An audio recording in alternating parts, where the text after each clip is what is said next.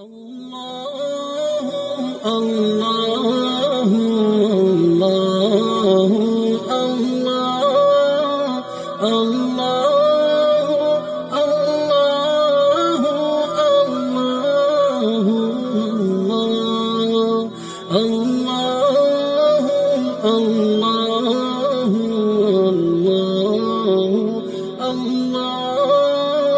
اللہ میری دوستی قبول کر لو۔ لڑکی نے کہا، دشمنی کی باتیں اس وقت سوچے گے جب تم تندرست ہو کر اپنے ملک میں چلے جاؤ گے۔ اس نے حدید کی گردن کے نیچے بازو کر کے اسے اٹھایا۔ حدید اب اٹھ سکتا تھا۔ وہ اٹھا اور آہستہ آہستہ چلتا گھوڑے تک پہنچ گیا۔ لڑکی نے اس کا پاؤں اٹھا کر رکاب میں رکھا اور اسے سہارا دے کر گھوڑے پر سوار کر دیا۔ لڑکی بھی اسی گھوڑے پر سوار ہونے لگی تو حدید نے ہاتھ آگے کر کے اسے روک دیا اور کہا، تم اب دوسرے گھوڑے پر بیٹھو، میں اکیلا سواری کر سکوں گا، اس کے باوجود میں اسی گھوڑے پر بیٹھوں گی۔ لڑکی نے کہا، تمہیں اپنے ساتھ لگائے رکھوں گی۔ حدید کی ضد کے باوجود لڑکی اس کے پیچھے سوار ہو گئی اور جب ایک بازو اس کے سینے پر رکھ کر اسے اپنے ساتھ لگانے لگی تو حدید نے مزاحمت کرتے ہوئے کہا، مجھے ذرا اپنے سہارے بیٹھنے دو۔ لڑکی نے اسے زبردستی اپنے ساتھ لگا کر اس کا سر اپنے کندھے پر ڈال لیا۔ اس نے حدید سے پوچھا، میں جانتی ہوں تم مجھے بدکار لڑکی سمجھ کر مجھ سے دور رہنے کی کوشش کر رہے ہو۔ نہیں، حدید نے کہا، میں تمہیں صرف لڑکی سمجھ کر دور رہنے کی کوشش کر رہا ہوں۔ اگر تمہیں اپنے قریب کرنے کی خواہش ہوتی تو 2 راتیں تم بے بسی کی حالت میں میری قید میں رہی ہو۔ میں تمہیں اپنی لونڈی بنا سکتا تھا، لیکن میں نے اپنے اوپر شیطان کا غلبہ ہونے نہیں دیا تھا۔ اب تو مجھے ایسا محسوس ہوتا ہے جیسے میں امانت میں خیانت کر رہا ہوں۔ میرے اندر گناہ کا احساس پیدا ہو رہا ہے۔ تم پتھر تو نہیں ہو؟ لڑکی نے اس سے پوچھا۔ مجھے تو جس مرد نے دیکھا ہے بھوکی نظروں سے دیکھا ہے۔ میں نے صرف اتنی سی قیمت دے کر تمہاری قوم کے 2 مومنوں کا ایمان خرید لیا تھا۔ کتنی قیمت؟ حدید نے پوچھا۔ صرف اتنی سی کہ انہیں پاس بٹھایا اور سر اپنے کندھے پر رکھ لیا تھا۔ ان کے پاس ایمان تھا ہی نہیں، حدید نے کہا۔ جو کچھ بھی تھا، لڑکی نے کہا، وہ میں نے ان سے لے لیا تھا۔ اس کی جگہ ان کے دلوں میں میں اپنی قوم کے خلاف غداری ڈال دی تھی۔ وہ کون ہے؟ حدید نے پوچھا۔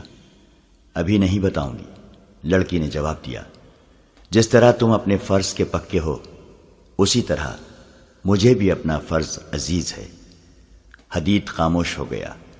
وہ لڑکی کے جسم کی حرارت اور ہلکی ہلکی بو محسوس کر رہا تھا۔ لڑکی کے کھلے ہوئے ریشمی سے بال ہوا سے لہرا کر اس کے گالوں پر پڑ رہے تھے اور گالوں کو سہلا رہے تھے۔ اسے اونگ آ گئی۔ گھوڑا چلتا رہا۔ بہت دور جا کر حدید کی آنکھ کھلی تو سورج سر پر آ چکا تھا۔ اس نے کہا، گھوڑے کو ایڑ لگاؤ، مجھے امید ہے کہ ہم سورج غروب ہونے کے بعد شوبک پہنچ جائیں گے۔ لڑکی نے گھوڑے کو ایڑ لگائی اور صحرا تیزی سے پیچھے ہٹنے لگا۔ سورج غروب ہو چکا تھا۔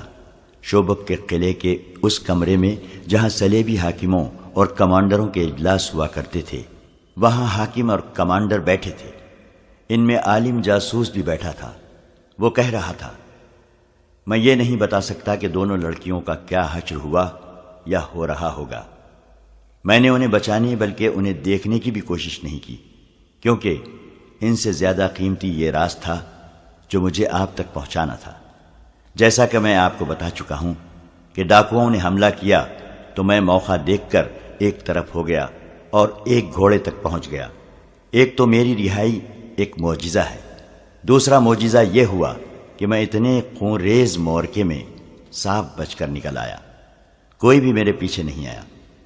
میرا خیال ہے کہ وہ ڈاکو نہیں تھے، سلطان صلاح الدین ایوبی کے بھیجے ہوئے آدمی تھے۔ میں یہ نہیں بتا سکتا کہ اس نے ہم تینوں کو خود سزائے موت کیوں نہ دی اور لڑکیوں کو خراب کرانے کا یہ طریقہ کیوں اختیار کیا۔ یہ ایک ڈھونگ تھا۔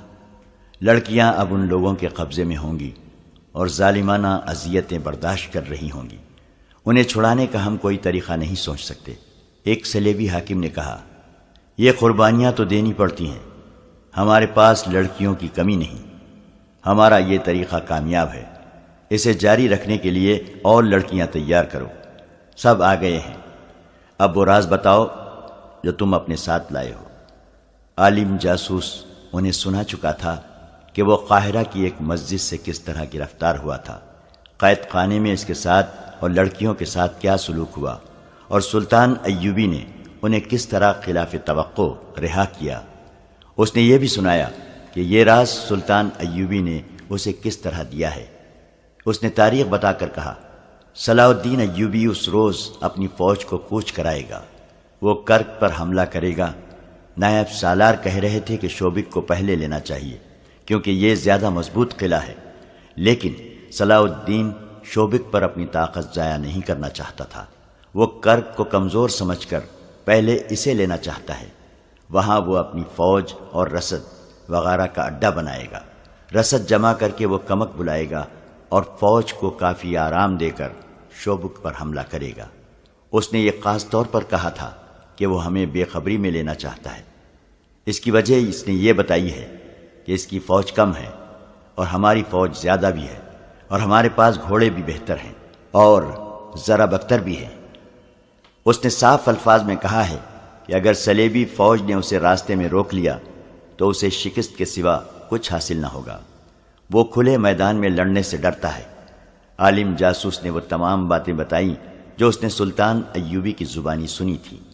اتنے قیمتی اور اہم راز کی تفصیل سن کر لڑکیوں کو سب بھول گئے اور اس مسئلے پر تبادلہ خیالات کرنے لگے۔ وہ اس نتیجے پر پہنچے کہ سلطان ایوبی غیر معمولی طور پر دانشمند جنگجو ہے۔ اس نے کرک پر حملے کا جو پلان بنایا ہے، اس میں اس کی جنگی فہم و فراست کا پتہ ملتا ہے۔ راستے میں نہ لڑنے کا فیصلہ بھی اس کی دانائی کی دلیل ہے۔ وہ راستے میں طاقت ضائع نہیں کرنا چاہتا۔ یہ خدائے یسوع مسیح کا خاص کرم ہے کہ اس کے پلان کا علم ہو گیا ہے، ورنہ وہ کرک کو لے کر شوبک جیسے مضبوط قلعے کے لیے خطرہ بن سکتا تھا۔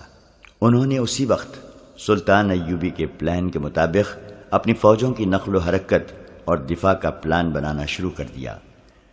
پلان میں یہ اقدامات طے پائے۔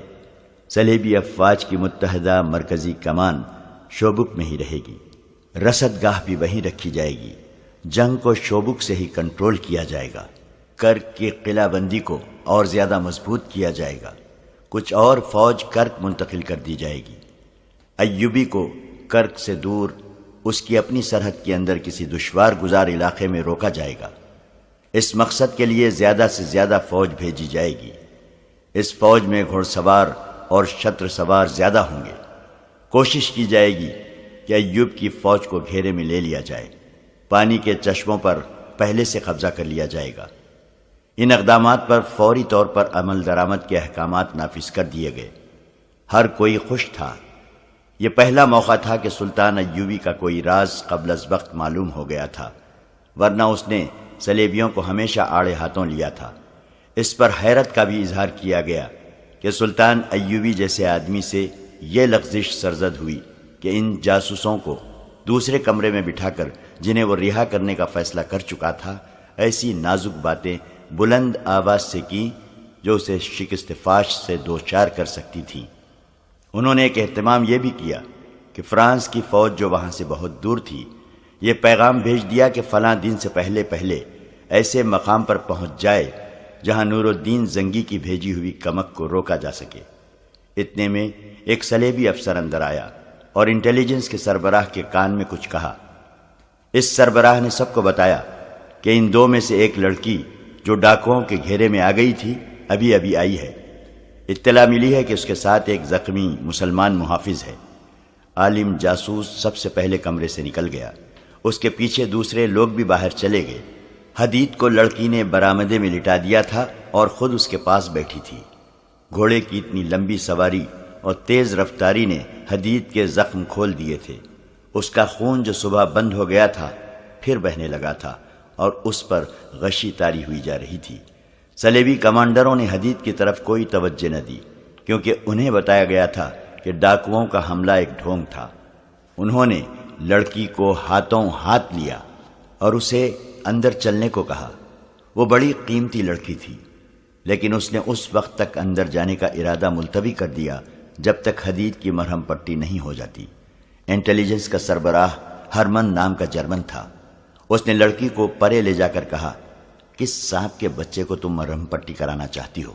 یہ تو تمہاری قسمت اچھی تھی کہ بچ کر آ گئی ہو، ورنہ یہ درندے تمہیں ان وحشیوں کے حوالے کرنا چاہتے تھے جو ڈاکو بن کر آئے تھے۔ یہ جھوٹ ہے، لڑکی نے جھنجھلا کر کہا۔ پہلے ہمیں بھی یہی شک تھا، لیکن اس شخص نے میرے سارے شکوک رفع کر دیے ہیں۔ اس نے 2 ڈاکوؤں کو ہلاک کر کے مجھے بچایا ہے۔ اس نے ہرمن کو سارا واقعہ سنا دیا اور یہ بھی بتایا کہ یہ شخص اسے بار بار کہتا تھا کہ مجھے یہیں مرنے دو اور تم چلی جاؤ۔ صلیبیوں کے دلوں میں مسلمانوں کے خلاف نفرت اتنی گہری اتری ہوئی تھی کہ اتنے زیادہ افسروں میں سے کسی ایک نے بھی نہیں کہا کہ اس زخمی کی مرہم پٹی کرو۔ عالم جاسوس تک اس کی طرف توجہ نہ کی۔ لڑکی ان کے ساتھ اندر نہیں جا رہی تھی۔ آخر کسی نے کہا کہ زخمی کو کمرے میں لے چلو اور فوراً مرہم پٹی کرو۔ اسے اٹھوا کر لے گئے اور لڑکی اپنے افسروں کے ساتھ چلی گئی۔ اسے کہا گیا کہ وہ بیان کرے کہ کس طرح زندہ بچی ہے۔ اس نے پوری تفصیل سنا دی۔ اس دوران اس کے لیے وہیں کھانا اور شراب آ گئی۔ اس نے کہا، اگر زخمی کو کھانا کھلایا جا چکا ہے تو میں کھاؤں گی، میں ذرا اسے دیکھ آؤں۔ وہ جانے کے لیے اٹھی۔ ذرا ٹھہرو لوزینہ، ہرمن نے اسے بڑے رعب سے کہا، تم دوسری بار سلیب کی فوج کے احکامات کی خلاف ورزی کر رہی ہو۔ پہلے تمہیں اندر چلنے کو کہا گیا تو تم نے یہ کہہ کر انکار کر دیا کہ پہلے زخمی کو اٹھاؤ۔ اب تم بلا اجازت اور بدتمیزی سے باہر جا رہی ہو۔ یہ سب صلیبی فوج کے اعلیٰ حکام ہیں اور یہاں 2 صلیبی حکمران بھی بیٹھے ہیں۔ جانتی ہو اس حکم عدولی اور بدتمیزی کی کیا سزا ہے؟ 10 سال سزائے قید۔ اور جب تم یہ حکم عدولی دشمن کے ایک معمولی سے عہدیدار کی خاطر کر رہی ہو تو تمہیں سزائے موت بھی دی جا سکتی ہے۔ کیا صلیبی حکمران اور کمانڈر اس انسان کو اس کا صلہ نہیں دیں گے کہ اس نے ایک ان کی تجربے کار جاسوسہ کی جان اپنی جان خطرے میں ڈال کر بچائی ہے؟ لڑکی نے کہا، میں جانتی ہوں کہ وہ میرے دشمن کی فوج کا عہدیدار ہے، لیکن میں اسے دشمن اس وقت کہوں گی جب وہ اپنی فوج میں واپس چلا جائے گا۔ دشمن ہر حال میں ہر جگہ دشمن ہے۔ ایک صلیبی کمانڈر نے چلا کر کہا، فلسطین میں ہم نے کتنے مسلمانوں کو زندہ رہنے دیا ہے، ان کی نسل ہم کیوں ختم کر رہے ہیں؟ اس لیے کہ وہ ہمارے دشمن ہیں، بلکہ اس لیے کہ وہ ہمارے مذہب کے دشمن ہیں۔ دنیا پر صرف صلیب کی حکمرانی ہوگی۔ ایک زخمی مسلمان ہمارے لیے کوئی حیثیت نہیں رکھتا۔ بیٹھ جاؤ۔ لڑکی بیٹھ گئی۔ اس کی آنکھوں میں آنسو آ گئے۔ اگلی صبح سے شوبک میں ایک نئی سرگرمی شروع ہو گئی۔ یہ فوجی نوعیت کی سرگرمی تھی۔ شوبک شہر کے لوگ اس سرگرمی سے بے نیاز اپنے کام کاج میں مصروف ہوتے جا رہے تھے۔ قلعے سے فوجیں نکل رہی تھیں، سامان بھی ادھر ادھر کیا جا رہا تھا۔ باہر سے آنے والی فوج کی عارضی خیمہ گاہ کے لیے جگہ خالی کی جا رہی تھی۔ رسد اکٹھی کرنے کے لیے اونٹوں کی قطاریں آ رہی تھیں۔ فوجی ہیڈ کوارٹر میں بھی بھاگ دوڑ تھی۔ یہ ساری تیاری صلاح الدین ایوبی کا حملہ روکنے کے لیے کی جا رہی تھی، اور ان احکامات پر عمل درآمد شروع ہو گیا تھا جو گزشتہ رات کے پلان کے مطابق دیے گئے تھے۔ ہر ایک افسر اس افراتفری میں مصروف تھا۔ چند ایک بڑے افسر کرک روانہ ہو گئے تھے۔ صرف ایک لڑکی تھی جو اس سرگرمی اور بھاگ دوڑ سے لا تعلق تھی۔ یہ وہی لڑکی تھی جو زخمی حدید کو لائی تھی۔ اس کے افسر ہرمن نے اسے لوزینہ کے نام سے پکارا تھا۔ رات اسے کانفرنس کے کمرے سے آدھی رات کے بعد فراغت ملی تھی۔ وہ جاسوسی کے خصوصی شعبے سے تعلق رکھتی تھی، اس لیے کانفرنس میں اس کی ضرورت تھی۔ اس سے قاہرہ کے ان افراد کے متعلق رپورٹیں لینی تھیں جن کے پاس وہ جاتی رہی تھی۔ آدھی رات کے بعد نیند اور گھڑ سواری کی تھکن نے اسے نڈھال کر دیا تھا۔ کانفرنس کے بعد ایک افسر نے اس سے کہا تھا، اسے ڈاکٹر کے حوالے کر دیا گیا ہے، تمہیں اس کی اتنی زیادہ پریشانی نہیں ہونی چاہیے۔ تمہاری ڈیوٹی ایسی ہے جس میں ایسے جذبات کامیاب نہیں ہونے دیا کرتے۔ اور اس کے اپنے شعبے کے بڑے افسر ہرمن نے اس سے کہا تھا، اگر آج رات میں نہ ہوتا تو کوناڈ اور گے آف لوزینان جیسے بادشاہ جو کسی کو بخشا نہیں کرتے تمہیں قید میں ڈال دیتے۔ تمہارے محافظ کا انتظام کر دیا گیا ہے اور تمہارے لیے یہ حکم ہے کہ اسے تم نہیں ملو گی۔ کیوں؟ لوزینہ نے حیرت اور مایوسی سے پوچھا۔ کیا میں اس کا شکریہ بھی ادا نہ کر سکوں گی؟ نہیں، ہرمن نے کہا، کیونکہ وہ دشمن کا فوجی ہے۔ تم اپنا شعبہ جانتی ہو کیا ہے؟ ہم تمہیں اس سے ملنے کی اجازت نہیں دے سکتے۔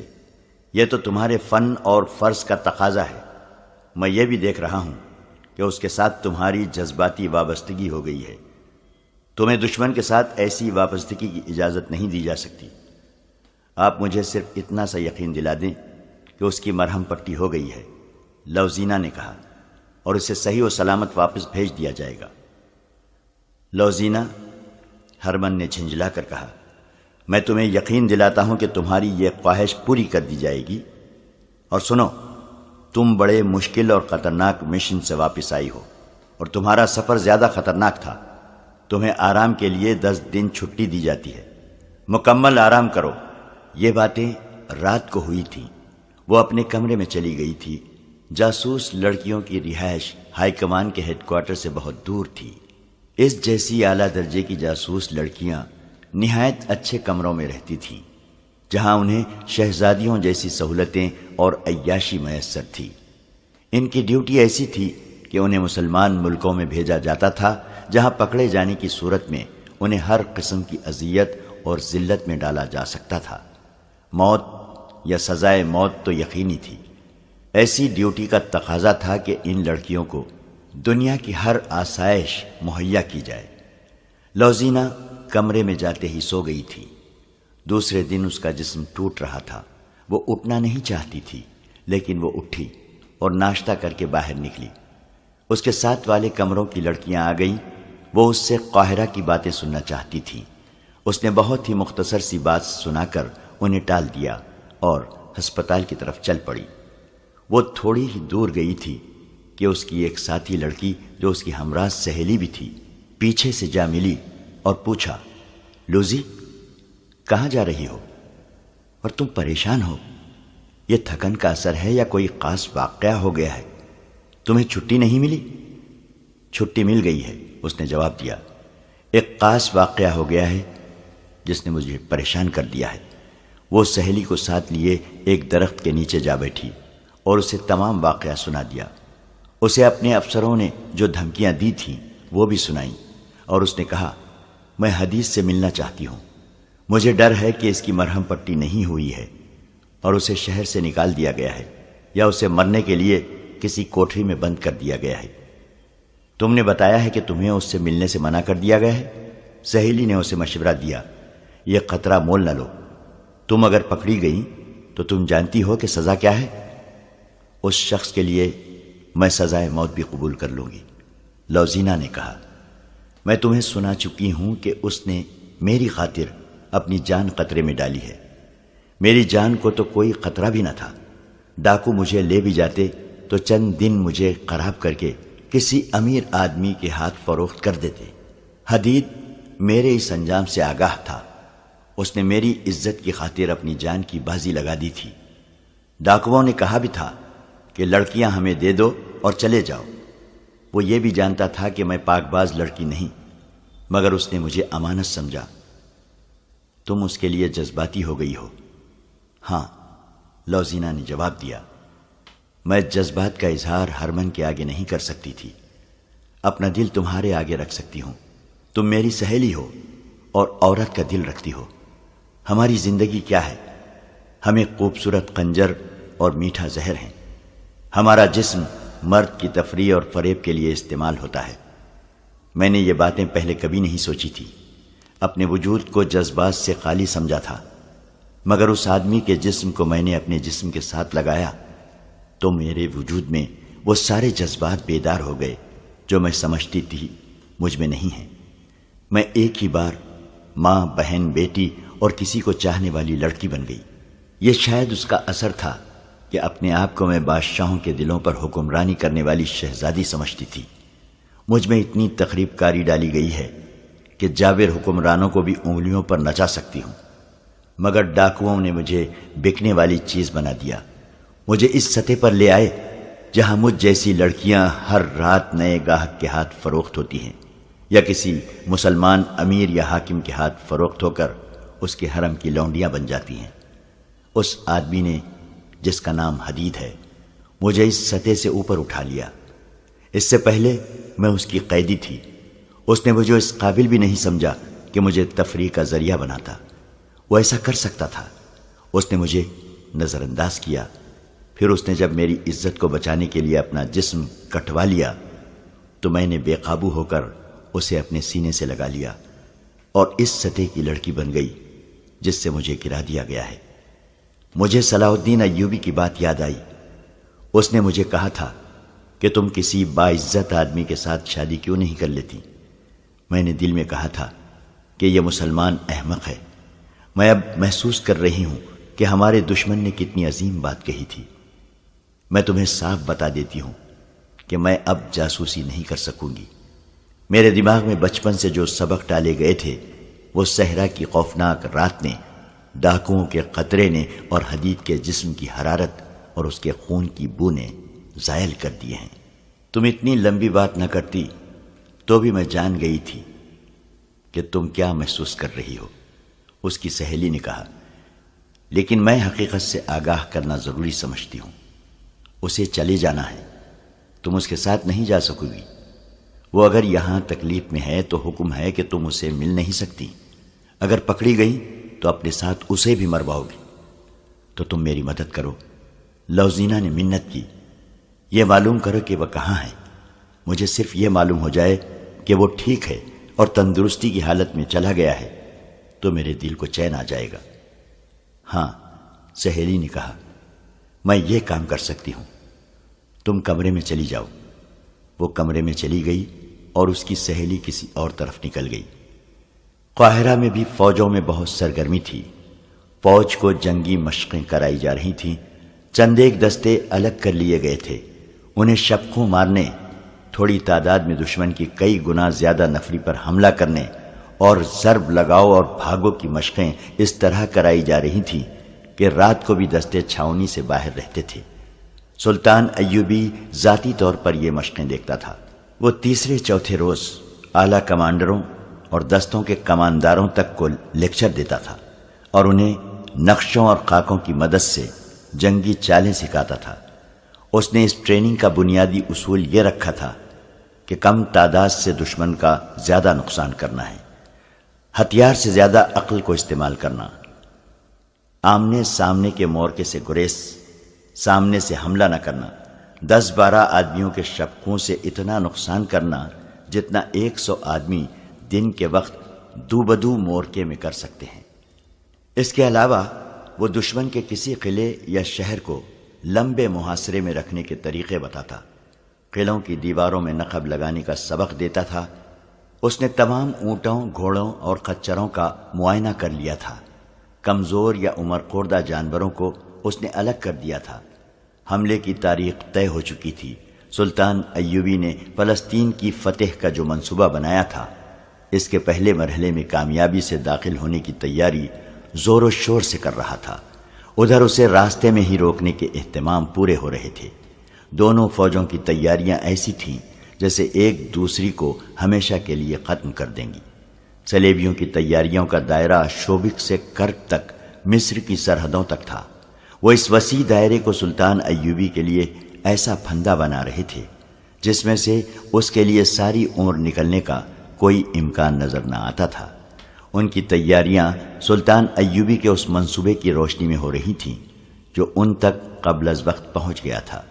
ان وسیع تیاریوں کے اندر شوبک میں ایک سرگرمی اور بھی تھی جس کا تعلق جنگ سے نہیں جذبات سے تھا، اور یہ ایک خفیہ سرگرمی تھی۔ لوزینہ اپنے کمرے میں پڑی حدید کے لیے بے قرار ہو رہی تھی اور اس کی سہیلی 2 روز سے حدید کو ڈھونڈ رہی تھی۔ وہ افسروں کے ہسپتال میں بھی نہیں تھا اور وہ سپاہیوں کے ہسپتال میں بھی نہیں تھا۔ وہ جاسوس لڑکی تھی، بڑے بڑے افسر بھی اس کی عزت کرتے تھے۔ لوزینہ کو اور ہر جاسوس لڑکی کو وہاں یہی اہمیت حاصل تھی۔ اس کے باوجود یہ سہیلی جس سے بھی پوچھتی کہ لوزینہ کے ساتھ جو زخمی مسلمان آیا تھا وہ کہاں ہے، تو اسے یہی ایک جواب ملتا، میں نے تو اسے نہیں دیکھا۔ تیسرے دن ایک افسر نے اسے رازداری سے بتایا کہ اس کی مرہم پٹی کر دی گئی تھی اور اسے مسلمانوں کے کیمپ میں بھیج دیا گیا تھا۔ سہیلی نے جب یہ خبر لوزینہ کو سنائی تو اس پر سکتہ طاری ہو گیا۔ مسلمانوں کا کیمپ ایک خوفناک جگہ تھی۔ اس میں پہلی جنگوں کے مسلمان قیدی بھی تھے اور وہ مسلمان بھی جنہیں کسی جرم کے بغیر صلیبیوں نے اپنے مقبوضہ علاقوں سے پکڑا تھا۔ یہ مسلمان زیادہ تر ان قافلوں میں سے پکڑے جاتے تھے جنہیں صلیبی لوٹتے تھے۔ یہ کیمپ قید خانہ نہیں تھا، نہ یہ جنگی قیدی کیمپ کہلاتا تھا۔ یہ ایک بیگار کیمپ تھا جس پر کوئی ایسا کڑا پہرا نہ تھا جیسا قید خانوں میں ہوتا ہے۔ ان بدنصیب قیدیوں کا کوئی باقاعدہ ریکارڈ بھی نہ تھا۔ یہ لوگ مویشی بنا دیے گئے تھے، جہاں ضرورت ہوتی ان میں سے بہت سے آدمی ہانک کر لے جائے جاتے اور ان سے کام لیا جاتا تھا۔ انہیں خوراک صرف اتنی سی دی جاتی ہے کہ جس سے وہ زندہ رہ سکتے تھے۔ وہ خیموں میں رہتے تھے۔ ان میں جو بیمار پڑ جاتا اس کا علاج اسی صورت میں کیا جاتا تھا کہ بیماری معمولی ہو۔ اگر بیماری فوراً زور پکڑ لے تو اسے زہر دے کر مار دیا جاتا تھا۔ یہ بدنصیب مسلمانوں کا ایک گروہ تھا جو صرف اس جرم کی سزا بھگت رہے تھے کہ وہ مسلمان ہیں۔ سلطان ایوبی کو ان کے جاسوسوں نے اس بیگار کیمپ کے متعلق خبریں دے رکھی تھیں۔ حدید کو بھی کیمپ میں بھیج دیا گیا تھا۔ لوزینہ کے لیے حکم تھا کہ اسے نہ ملے۔ ہربن کو شک ہو گیا تھا کہ یہ ایک جذباتی وابستگی ہے، لیکن لوزینہ نے اس حکم کو قبول نہیں کیا تھا۔ اس نے جب سنا کہ حدید مسلمانوں کے کیمپ میں ہے تو اس نے سہیلی سے کہا کہ وہ اسے آزاد کرائے گی۔ سہیلی نے اس کی جذباتی حالت دیکھ کر مدد کا وعدہ کیا اور دونوں نے پلان بنا لیا۔ وہ اسی وقت شہر میں گئی اور ایک پرائیویٹ ڈاکٹر سے ملی۔ اس سے کہا کہ وہ ایک زخمی کو لا رہی ہے جس کا علاج اسے اس شرط پر کرنا پڑے گا کہ وہ اس کے متعلق کسی کو کچھ نہ بتائے۔ ڈاکٹر نے اس رازداری کی وجہ پوچھی تو لوزینہ نے کہا، وہ ایک قریب سا مسلمان ہے جس نے میرے خاندان کی بہت خدمت کی ہے۔ وہ کہیں لڑائی جھگڑے میں زخمی ہو گیا ہے، اس کے پلے کچھ بھی نہیں، اس لیے کوئی ڈاکٹر اس کا علاج نہیں کرتا۔ چونکہ یہاں تمام ڈاکٹر عیسائی ہیں اس لیے وہ کسی مسلمان کا علاج بلا اجرت نہیں کرتے۔ رازداری کی دوسری وجہ یہ ہے کہ اگر شہر کے منتظم تک یہ خبر پہنچ گئی کہ ان مسلمانوں میں لڑائی جھگڑا ہوا ہے تو وہ اسی کو بہانہ بنا کر انہیں مسلمانوں کے کیمپ میں بھیج دے گا۔ انہیں تو بہانہ چاہیے۔ میں اس آدمی کو اس کی خدمت اور ایثار کا صلہ دینا چاہتی ہوں جو اس نے میرے خاندان کے لیے کیا ہے۔ میں اسے رات کے وقت لاؤں گی۔ بتائیے آپ کتنی اجرت لیں گے؟ میں رازداری کی بھی اجرت دوں گی۔ اس دوران ڈاکٹر اسے سر سے پاؤں تک دیکھتا رہا۔ لوزینہ نے اسے یہ نہیں بتایا تھا کہ وہ کون ہے، یہی بتایا تھا کہ وہ ایک معزز گھرانے کی لڑکی ہے۔ لڑکی کا غیر معمولی حسن دیکھ کر ڈاکٹر جو اجرت لینا چاہتا تھا اسے وہ زبان پر نہیں لا رہا تھا۔ لوزینہ اس میدان اور اس فن کی ماہر تھی۔ وہ مردوں کی نظریں پہچانتی تھی۔ اس نے اپنے فن کو استعمال کیا تو ڈاکٹر موم ہو گیا۔ لوزینہ نے سونے کے 4 سکے اس کے آگے رکھ دیے اور جب ڈاکٹر نے اس کا ہاتھ اپنے ہاتھ میں لے کر کہا کہ تم سے زیادہ قیمتی کوئی سکہ نہیں، تو لوزینہ نے مخصوص مسکراہٹ سے کہا، آپ جو قیمت مانگیں گے دے دوں گی، میرا کام کر دیں۔ ڈاکٹر یہ تو سمجھ گیا کہ معاملہ خطرناک اور پراسرار معلوم ہوتا ہے، لیکن لوزینہ کو دیکھ کر اس نے خطرہ قبول کر لیا اور کہا، لے آؤ، آج رات، کل رات، جب چاہو لے آؤ۔ اگر میں سویا ہوا ہوں تو مجھے جگا لینا۔ اس نے ایک ہاتھ میں سونے کے سکے اور دوسرے ہاتھ میں لوزینہ کا ہاتھ پکڑ لیا۔ اس مہم کا سب سے زیادہ نازک اور پرخطر مسئلہ تو یہ تھا کہ حدید کو کیمپ سے نکالا کس طرح جائے۔ رات کو وہاں پہرا برائے نام ہوتا تھا۔ ان بدنصیب قیدیوں میں بھاگنے کی سکتی نہیں تھی۔ صبح سورج نکلنے سے پہلے انہیں مشقت پر لگایا جاتا اور سورج غروب ہونے کے بعد کیمپ میں لایا جاتا۔ ان کی تعداد 1500 کے لگ بھگ تھی۔ لوزینہ کی سہیلی نے کیمپ کے متعلق کچھ معلومات حاصل کر لی، جن میں ایک یہ بھی تھی کہ زخمی اور بیمار قیدیوں کو معمولی سی ایک ڈسپنسری میں ہر روز بھیجا جاتا ہے۔ ان کے ساتھ صرف ایک پہرے دار ہوتا ہے۔ دوسرے دن لوزینہ اپنی سہیلی کے ساتھ وہاں پہنچ گئی جہاں مریض قیدیوں کو لے جایا جاتا تھا۔ اسے زیادہ انتظار نہ کرنا پڑا۔ 25-30 مریضوں کی ایک پارٹی نہایت آہستہ آہستہ چلتی آ رہی تھی اور پہرے دار ہاتھ میں لاٹھی لیے انہیں مویشیوں کی طرح ہانکتا لا رہا تھا جو تیز نہیں چل سکتے تھے۔ انہیں وہ لاٹھی سے ڈھکیل ڈھکیل کر لا رہا تھا۔ دونوں لڑکیاں آگے چلی گئیں۔ ان کا انداز ایسا